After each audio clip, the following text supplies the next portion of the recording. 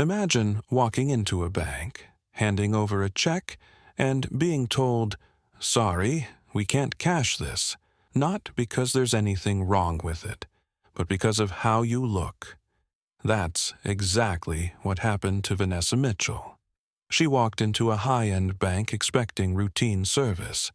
Instead, she was insulted, dismissed, and humiliated. What the bank manager didn't know? She owns the entire institution, and when she reveals the truth, the entire staff is about to learn a lesson they'll never forget. Before we dive in, tell us where you're watching from. Stay till the end. You won't believe how this one ends.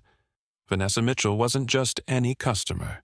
She was a self-made millionaire, a businesswoman, and, most importantly, the owner of the very bank she was standing in. But today, she didn't walk in as the CEO. She didn't arrive in a fancy car with an entourage. She wanted to experience how regular customers were treated. So she came in alone, dressed casually, just like anyone else. She had built her success from the ground up.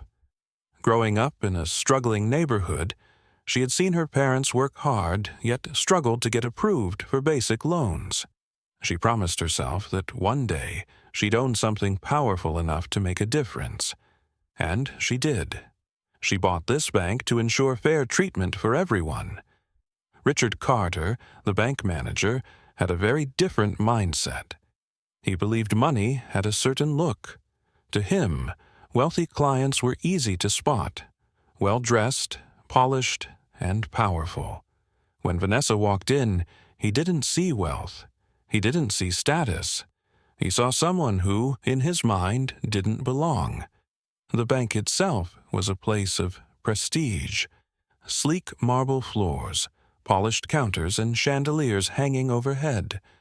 Customers in designer suits were ushered into private rooms with the leather chairs, while others were left to wait in long lines.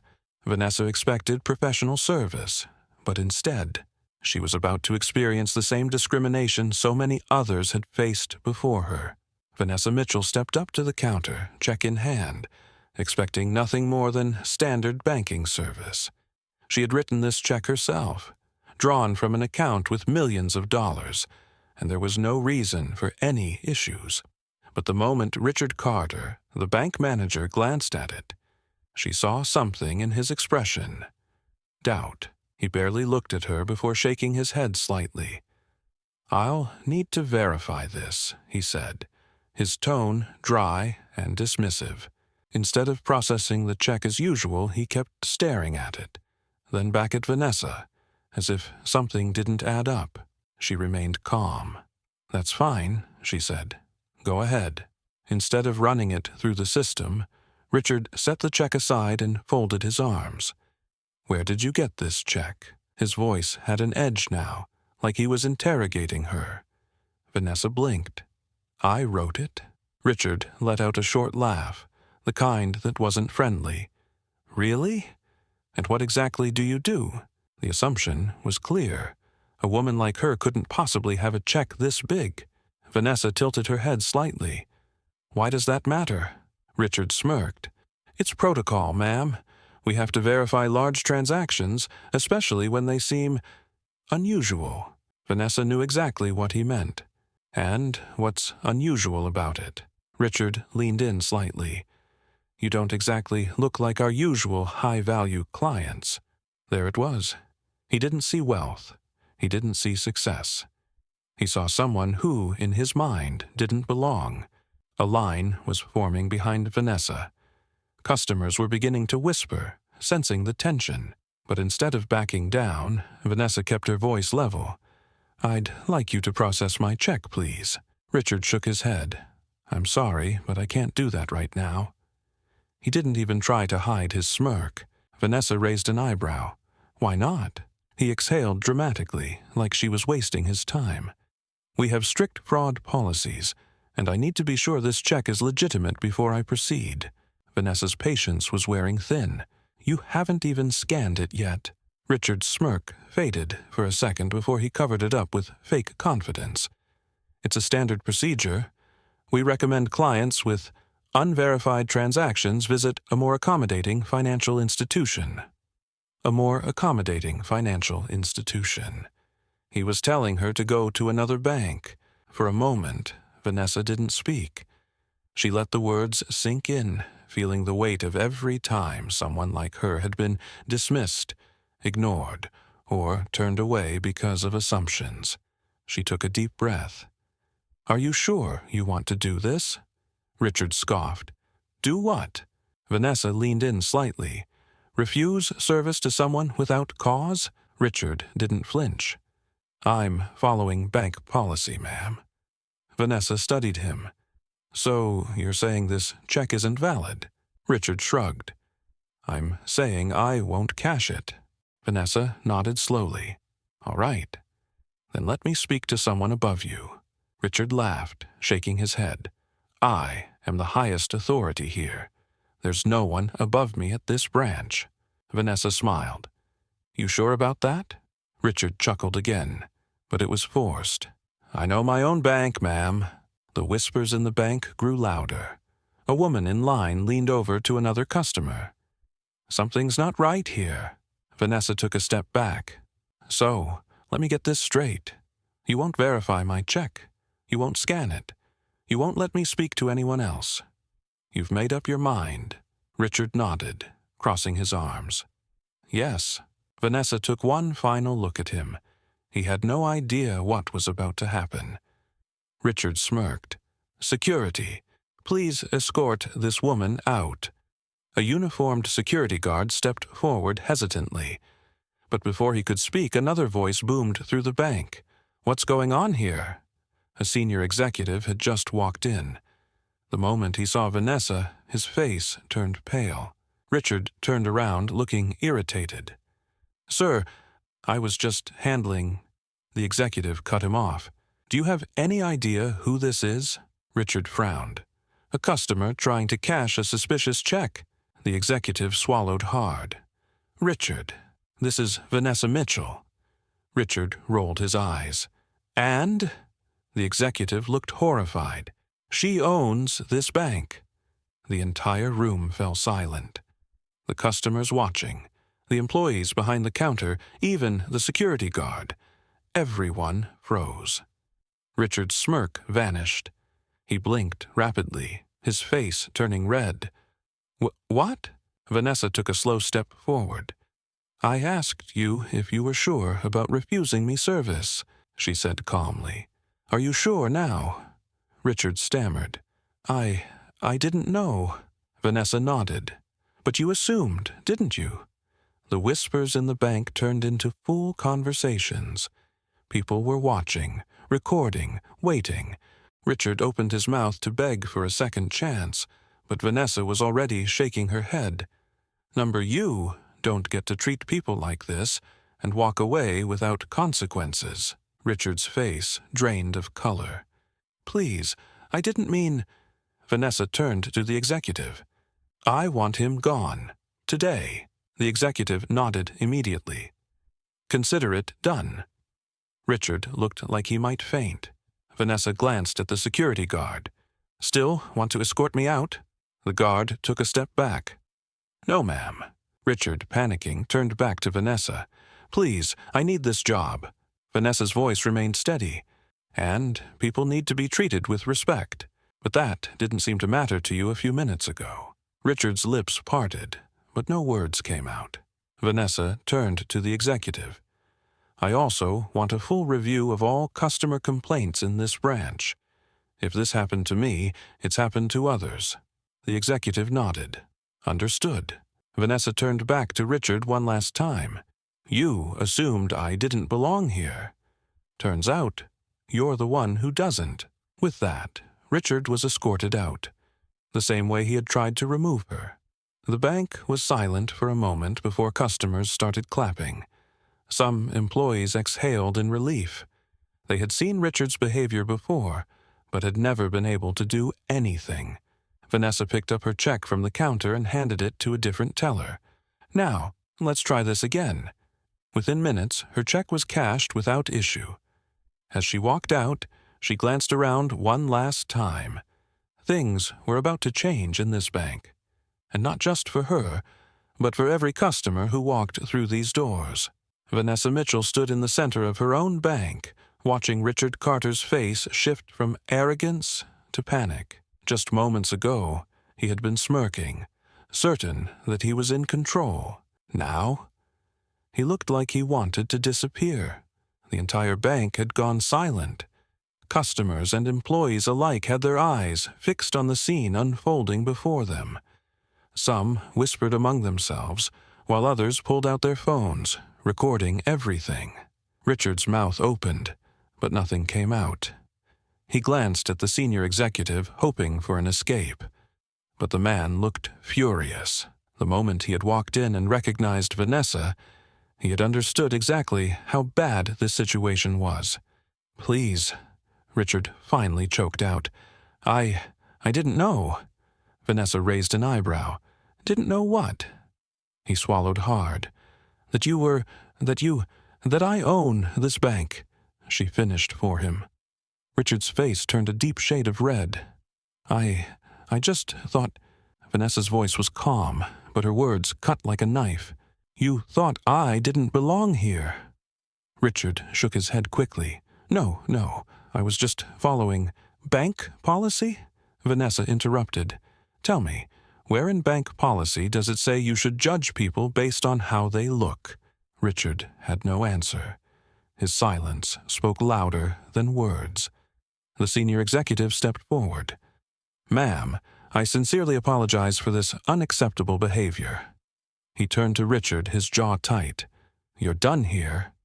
Richard's eyes widened in shock. "Wait, sir, The executive didn't waver. "Pack your things. You're fired." Richard turned to Vanessa, his voice desperate. "Please, Miss Mitchell, I made a mistake. Give me a second chance." Vanessa studied him for a long moment. She could see the sweat forming on his forehead, the regret in his eyes. But she knew the truth. He wasn't sorry for what he had done. He was sorry he had done it to the wrong person. She had given him every opportunity to correct his mistake. She had asked him multiple times if he was sure about refusing her service. He had stood by his decision every single time. "I'm sorry," she said, her voice steady. "But I don't believe in second chances for people who use their position to humiliate others." Richard took a shaky breath, his hands trembling. "Please," Vanessa turned back to the executive. "Make sure he's escorted out." 2 security guards stepped forward. This time, Richard was the one being removed from the bank. As he was led toward the exit, he avoided looking at the cameras and phones that were capturing his downfall. Just before he disappeared through the doors, Vanessa spoke one last time. "You assumed I didn't belong here," she said. "Turns out, you're the one who doesn't." The doors shut behind him. For a moment, the entire bank remained silent. Then, applause broke out. Customers clapped, employees exhaled in relief, and whispers of, "She owns the bank," and "That guy got exactly what he deserved," rippled through the crowd. Vanessa turned back to the counter, picking up her check once again. The teller, who had been standing there the entire time, looked nervous. She didn't hesitate to run the check through the system this time. "Would you like that in cash or deposited, Ms. Mitchell?" she asked quickly. Vanessa smiled. "Deposit it, please." Within seconds, the transaction was complete. No unnecessary questions. No fake policies. No disrespect. As she finished, the senior executive approached her again. "Miss Mitchell, again, I deeply apologize for what happened here today. I will personally ensure it never happens again." Vanessa looked at him for a moment. "I appreciate that. But an apology isn't enough." The executive stiffened. "What do you mean?" Vanessa held up the check she had just deposited. "I came in here today to test how customers are treated. I wanted to see if my bank is truly providing fair service to everyone. And now I have my answer." The executive hesitated. "I understand, ma'am, and I assure you, We'll be reviewing our staff policies immediately." Vanessa nodded. "Good, because I want more than just a review. I want action." She turned toward the employees who were still watching. "From this moment forward, this bank will operate differently. There will be mandatory customer service training for all employees, including upper management. Every customer, no matter what they look like, will be treated with respect, and any reports of discrimination will be taken seriously." The employees looked at each other, nodding in agreement. Some even looked relieved. Richard's behavior hadn't been a secret. They had witnessed it before, but had been powerless to do anything about it, until now. The executive straightened his posture. "Understood, ma'am. I'll have a full report ready for you by the end of the week." Vanessa nodded. "I expect nothing less." She turned back to the teller. "Thank you for your help. I'll be leaving now." As she walked toward the exit, she could still hear whispers behind her. Her presence had changed everything. Employees would think twice before mistreating a customer. Customers who had experienced discrimination here before now felt seen. The doors opened, and Vanessa stepped outside, the sun shining down on her. She took a deep breath, feeling something deeper than satisfaction, a sense of purpose. This wasn't just about one bad manager. It was about changing the system. And today, she had taken the first step. Vanessa Mitchell had handled the situation. Richard Carter was fired, and her policies for fair treatment were already being set in motion, but something still didn't sit right with her. If this had happened to her, the owner of the bank, how many others had faced the same treatment? How many people had been silently turned away, disrespected, or humiliated just because they didn't look the part? She wasn't satisfied with just removing one bad employee. She wanted to know the full truth. The next morning, Vanessa walked into the bank's headquarters, where her executive team had already prepared reports on past complaints. She sat at the long conference table, flipping through the documents. What she found made her stomach turn. There were dozens of customer complaints. Some customers reported being ignored when trying to open accounts. Others said they were asked for extra forms of identification, even when they had provided everything required. A few had even been denied loans, despite having perfect credit scores. The pattern was clear. This wasn't just one employee's bias. It was a systemic issue. Vanessa put the files down and looked at her executive team. "How long has this been happening?" The room was silent. Then one of the senior managers, a woman named Linda, spoke up. "Ma'am, there have been complaints for years, but they were never escalated. I think employees were afraid to challenge Richard." Vanessa clenched her jaw.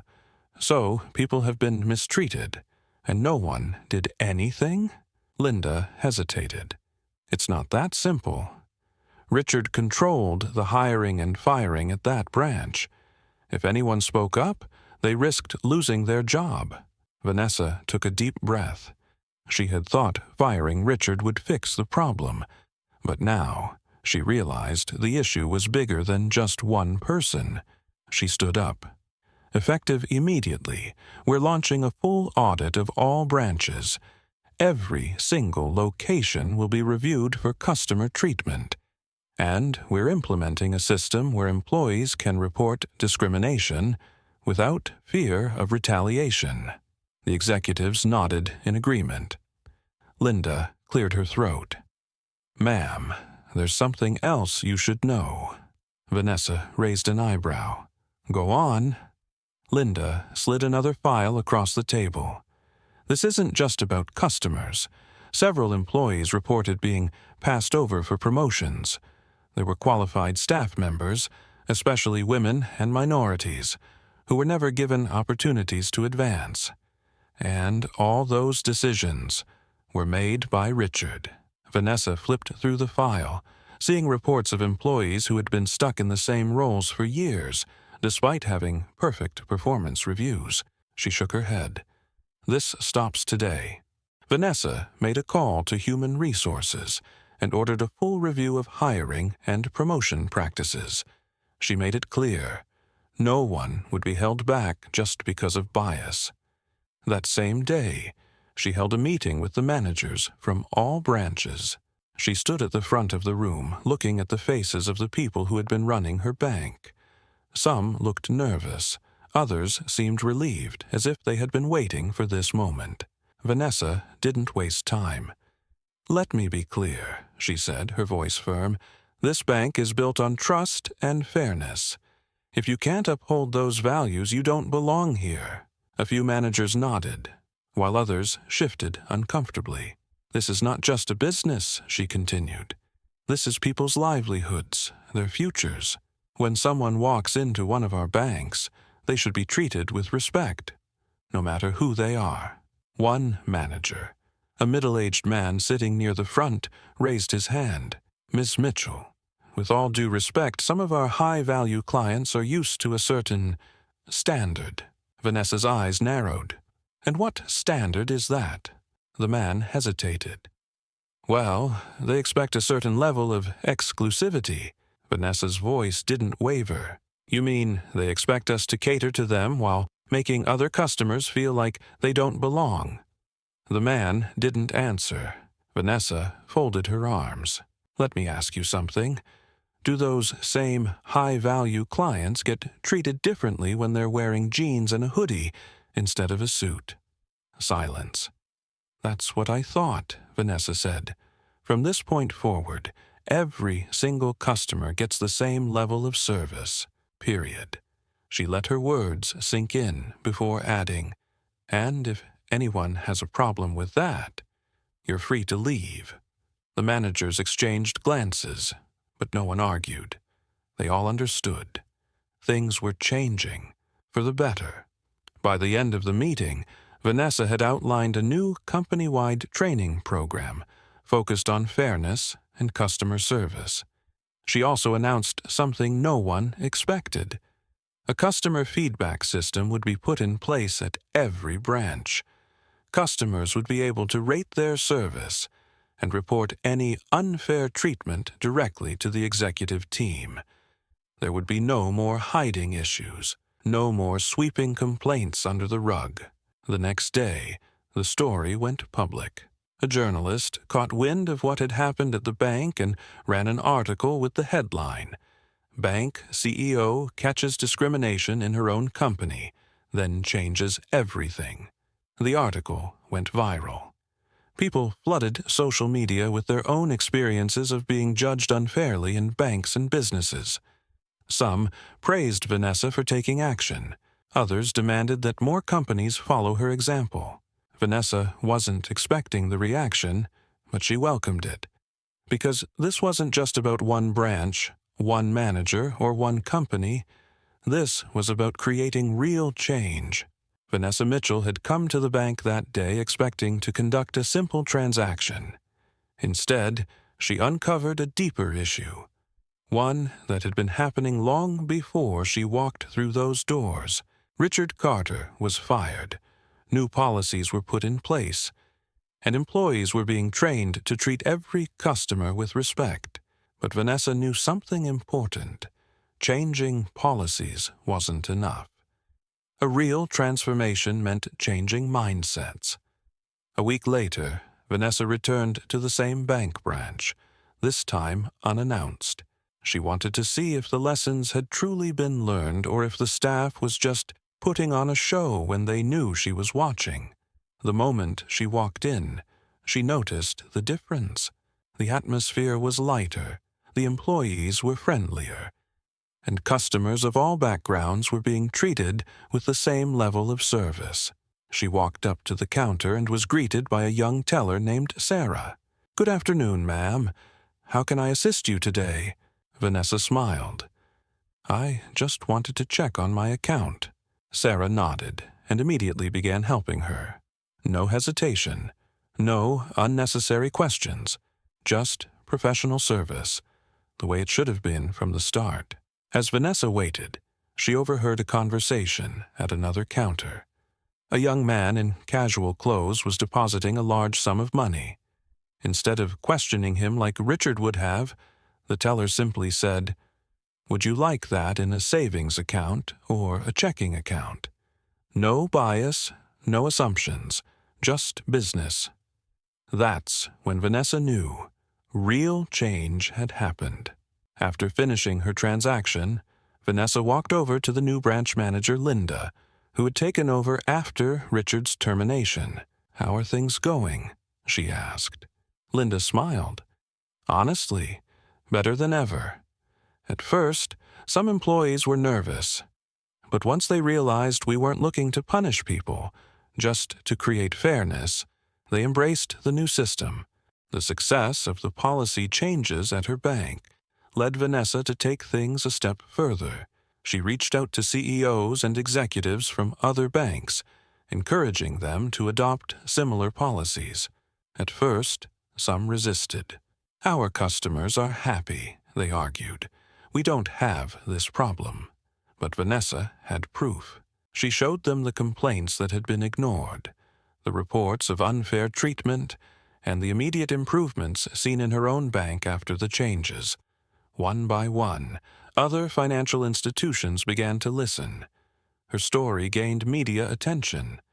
A business magazine published an article titled, "Bank Owner Exposes Bias and Sparks Nationwide Change." People flooded social media with their own experiences. "I've been denied service before for no reason. Glad someone finally did something about it." Every business needs to follow her example. Respect should be for everyone. We need more leaders like Vanessa who actually care about fairness. As the impact grew, Vanessa realized this was no longer just about one bank. This was about an entire industry. Months later, Vanessa was invited to speak at a financial summit. She stood before a crowd of bankers, CEOs, and policymakers. She didn't come with fancy words or complex statistics. She spoke from the heart. This isn't about politics. This isn't about image. This is about doing what's right. Every person who walks into a bank deserves to be treated with respect. No one should feel judged based on how they look, what they wear, or where they come from. She paused, letting her words sink in. If we, as leaders, don't take responsibility for how our businesses operate, then we are part of the problem. The room was silent. Then one person started clapping, then another, and another. Soon, the entire audience was on their feet. Vanessa had changed the game. She walked off stage knowing that what started as one incident at one bank had now turned into a movement. This story proves something important. Respect is free, but discrimination can cost everything. Richard thought Vanessa didn't belong at the bank. He thought he had power over her. But in the end, she was the one who had power over him. This wasn't just about one bad employee. It was about how many people are judged before they even get a chance. How many customers have walked into a business, been ignored, questioned, or treated unfairly? How many people have felt small because of someone else's bias? Vanessa could have ignored the situation. She could have left that day and taken her business elsewhere. But she didn't. She used her power to create real change. Now, it's time to ask you something. Have you ever been treated unfairly? Have you ever watched someone else get mistreated? And when it happened, did you speak up or did you stay silent? Comment yes if you've ever been judged unfairly. Comment no if you haven't. If you believe every customer deserves respect, comment fairness for all. Let's see how many people agree. Have you ever stood up for someone who was being mistreated? Share your story in the comments. Like if you believe kindness should always win. Share this story to remind the world, never judge a book by its cover. because the next time someone assumes something about a person, they might be making the biggest mistake of their life.